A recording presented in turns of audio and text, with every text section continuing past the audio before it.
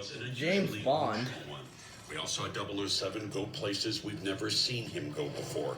But we also saw the core of why this character has been so beloved for so long. No Time to Die encapsulated all of that and delivered my number 10 pick for the best What of time is it now? 2021.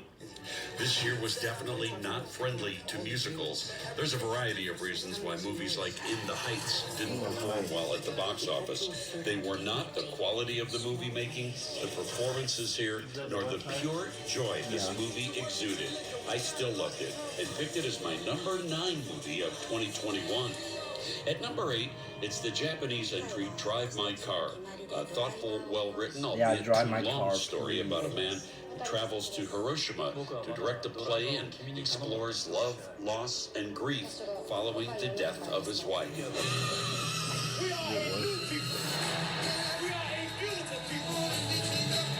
The best documentary of the year is my 7th overall movie of the year. Summer of Soul examined 1969's Harlem Cultural Festival that was often called the Black Woodstock. The footage that was largely forgotten here features performances by Stevie Wonder, Nina Simone, Sly and the Family Stone, gospel great Mahalia Jackson, B.B. King, and many, many more. It is a statement about a turbulent piece of American history. My 6th favorite from the year was a filmmaking masterpiece, Dune, the epic sci-fi adventure, is the second adaptation of the 1965 Frank Herbert novel that takes you into the war for the deadly desert planet of Auraxis. It's the first part of what will be a 2-part adaptation from filmmaker Denis Villeneuve. There's also director-writer Paul Thomas Anderson's Licorice Pizza, a 70s set coming-of-age drama comedy starring Cooper Hoffman, the son of the late Philip Seymour Hoffman, do you think you want to and watch singer that Alana movie? Haim as a 15-year-old and 25-year-old, respectively, in a flirtation romance. It's my 5th favorite of the year. What you doing? Getting mixed up with her. At number 4, it's the Netflix Western drama, The Power of the Dog. Benedict Cumberbatch. Netflix movies count? Newcomer Cody Smith-McPhee star in the story about a domineering but charismatic rancher who wages a war of intimidation on his brother's new wife and her teen son.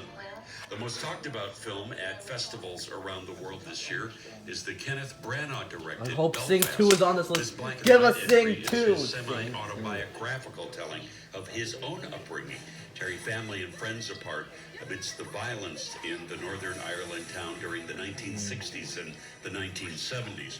It's my number 3 pick for the best of 2021.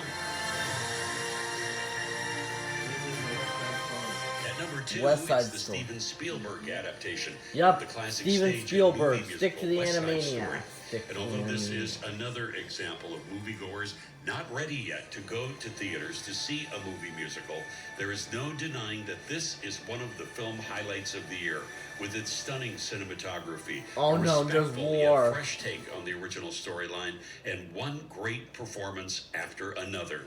As for the number 1 movie of 2021, What do you mean? Spider-Man Far From Home! It's their fate. not only is Spider-Man No Way Home breaking pandemic-era box office records, it's also shattering all expectations for the public on how thoughtful and fun a Marvel superhero movie can be. I think it's the perfect example of why we love going to the movies, and it is my favorite film of 2021. Happy New Year. In Chicago, I'm Dean Richards.